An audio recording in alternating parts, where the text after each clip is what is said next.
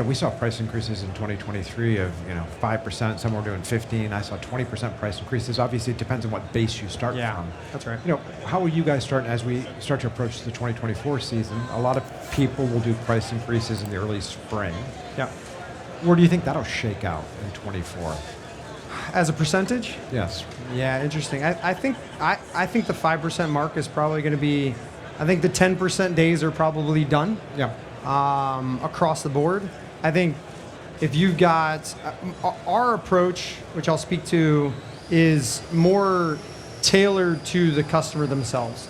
If I have a customer with a 1,200 square foot home and they're paying $55 a month for pest control, yeah, I'm not going to go hammer them, right? I'm going to go nominal. And they're in their second year of being with us. Yeah. Hey, 3% increase sounds great, right? Do I want to jump? Now, if they're have a 6,000 square foot home and they're at $44, yeah, I may hit them with a 10% and say, hey, you can afford it.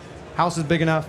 We actually probably undersold you. And so getting really specific about it, I think landing at that, I think as an industry, that 5% range.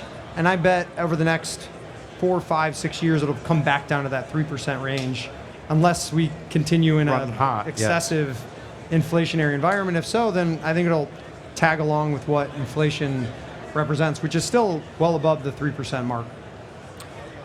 You guys, so you mentioned it's kind of individual. You're actually you're running an analysis on individual customers. I mean, is there a specific time of year that you do price increases, or is it ad hoc throughout? Specific time of the year, usually earlier, prior to summer season.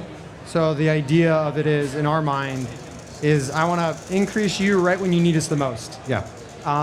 So you can wait until people are coming out of contract, but if you sold them in late of the year, you're not going to get it in your fiscal year. And the customers are going to go into winter time. It's a little more susceptible to attrition. Again, attrition's our guiding light. If we hold on to our customers, cash flow comes and everything looks really good.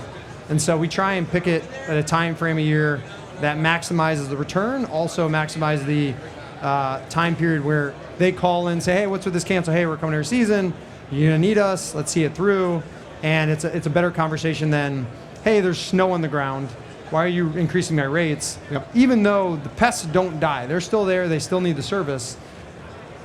They don't see the need as much as they do when it's 95 degrees out and sunny and humid.